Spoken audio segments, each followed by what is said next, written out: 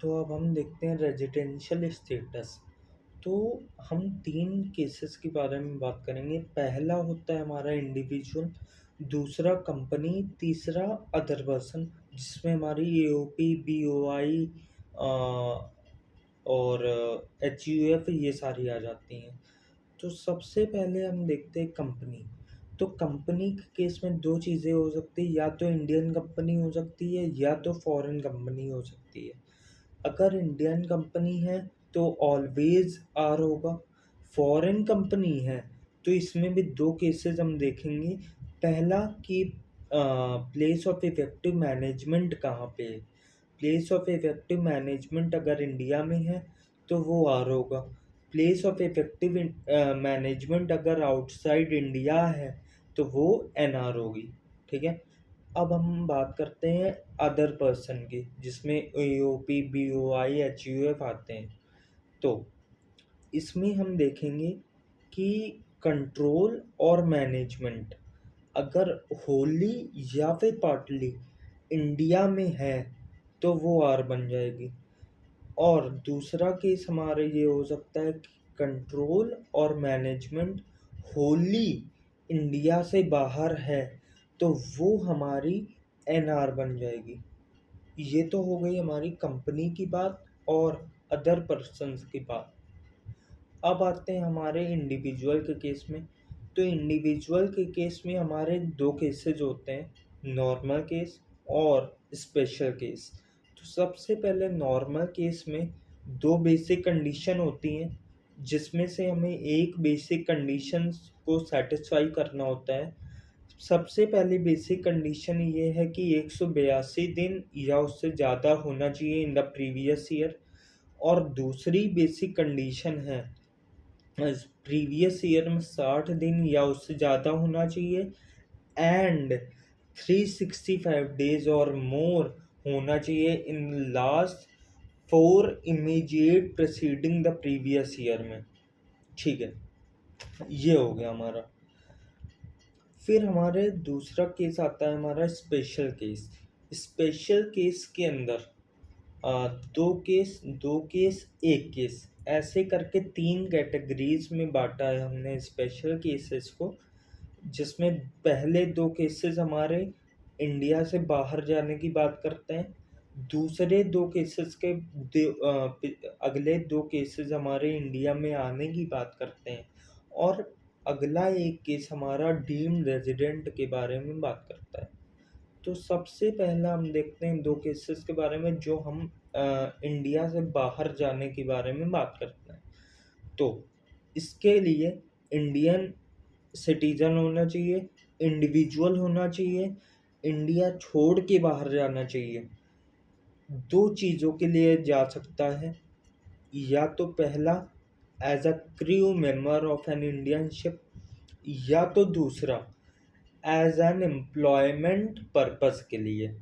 अगर ये दोनों भी केसेस हैं, अगर इन दोनों में से कोई भी सिचुएशन है जिसकी वजह से वो बाहर जा रहा है, तो आर तभी बनेगा जब वो 182 दिन या उससे ज़्यादा वाली कंडीशन को सेटिस्फाई करेगा इन द प्रीवियस ईयर।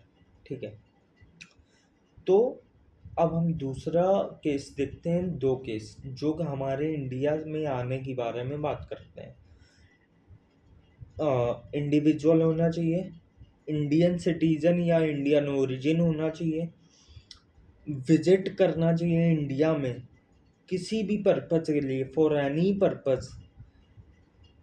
और फिर हम उनकी इनकम देखेंगे, या अगर उनकी total income except foreign source की इनकम अगर 15 लाख तक है तो वो आर तभी बनेंगे जब वो 182 दिन और उससे ज़्यादा वाली कंडीशन सेटिस्फाई करेंगे।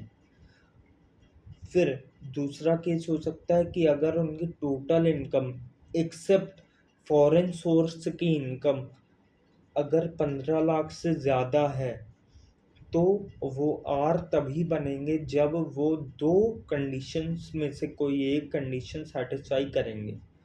तो पहली कंडीशन तो ये कि वो 182 दिन या उससे ज़्यादा वाली कंडीशन सेटिस्फाई कर लें तो वो आर बन जाएंगे, या तो दूसरी कंडीशन सेटिस्फाई कर लें जो कि है वो पिछले साल में प्रीवियस ईयर में 120 दिन या उससे ज़्यादा रहे हों एंड 365 दिन या उससे ज़्यादा रहे हों in the 4 immediate previous year preceding the previous year.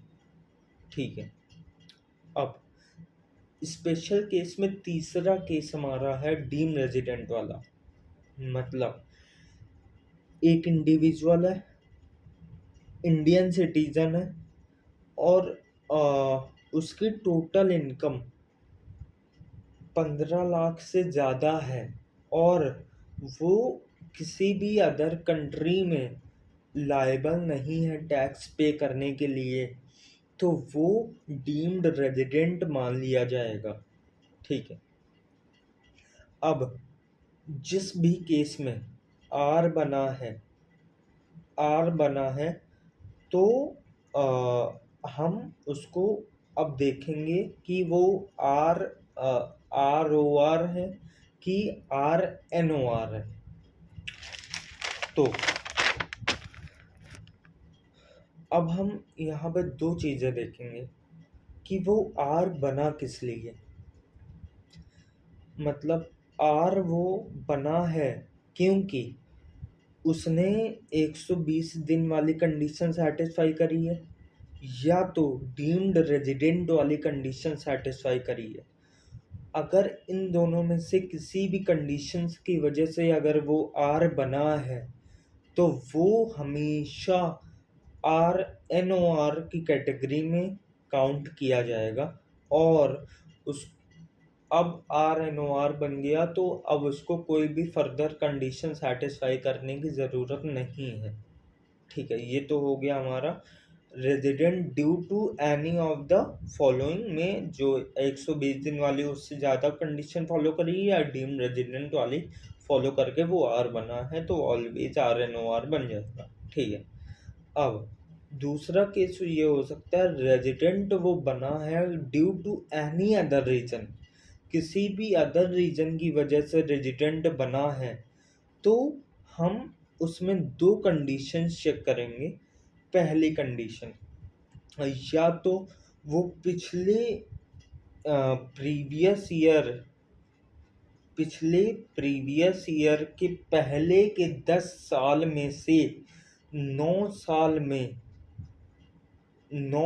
में आ रहा है एनआर रहा है, सॉरी, मतलब 9 साल में एनआर रहा है पिछले 10 साल में पिछले 10 साल में से किसी भी 9 साल वो एनआर रहा है, या तो दूसरी कंडीशन उसका टोटल स्टे जो है 729 डेज और लेस है इन 7 immediate previous year preceding the previous year. ठीक है। अब ये दोनों कंडीशन हम सेटिस्फाई करेंगे तभी वो एनआर बनेगा। ठीक है। अगर इन दोनों में से कोई भी एक कंडीशन सेटिस्फाई कर लेता है तो वो आर एन ओ आर बन जाएगा।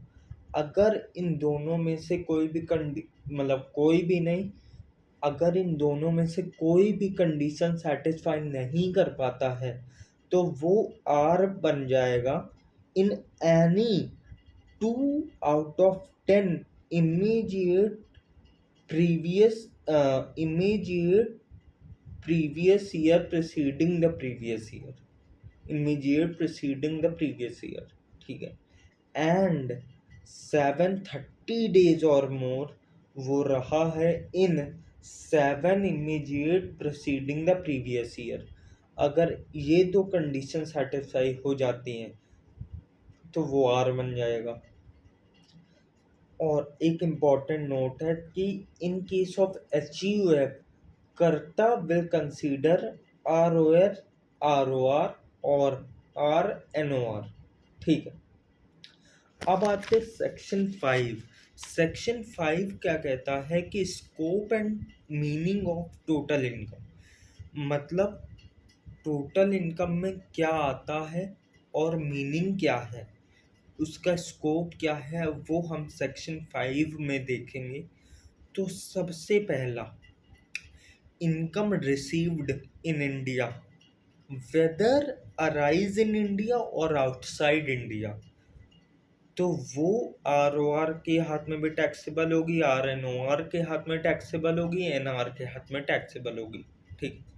तो सेकंड चीज आती है, सेकंड इनकम आती है income deemed to be received in India whether accrue और अराइज इन इंडिया और आउटसाइड इंडिया, तो वो भी आर ओ आर के हाथ में टैक्सेबल होगी, आर एन ओ आर के हाथ में टैक्सेबल होगी, एन आर के हाथ में भी टैक्सेबल होगी। फिर तीसरी इनकम आती है इनकम अक्रू और arise in India whether received in India और आउटसाइड इंडिया, तो वो भी आर ओ आर के हाथ में टैक्सेबल होगी, आर एन ओ आर के हाथ में टैक्सेबल होगी, एन आर के हाथ में भी टैक्सेबल होगी।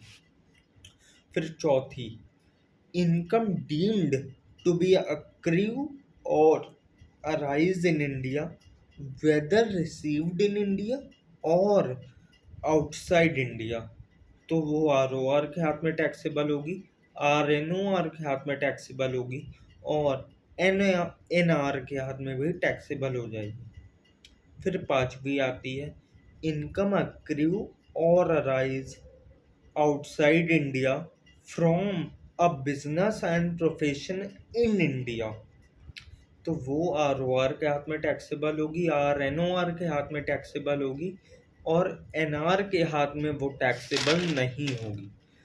फिर छठी आती है हमारी income received and arise outside India from a business control and profession setup outside India, तो वो आर ओ आर के हाथ में तो टैक्सेबल होगी ही, but R N O R के हाथ में टैक्सेबल नहीं होगी वो, और एन आर के हाथ में भी टैक्सेबल नहीं होगी। फिर हमारा सातवीं इनकम आती है एग्जेम्प्टेड इनकम, जो इनकम हमारी एग्जेम्प्ट है अंडर इनकम टैक्स एक्ट 1961, वो ना तो आर ओ आर के हाथ में टैक्सेबल होगी, ना ही आर एन ओ आर के हाथ में टैक्सेबल होगी, ना ही एन आर के हाथ में टैक्सेबल होगी। फिर हमारी आती है पास्ट अनटैक्स्ड प्रॉफिट, ये भी आर ओ आर के हाथ में टैक्सेबल नहीं होगी, आर एन ओ आर के हाथ में टैक्सेबल नहीं होगी, एन आर के हाथ में भी टैक्सेबल नहीं होगी।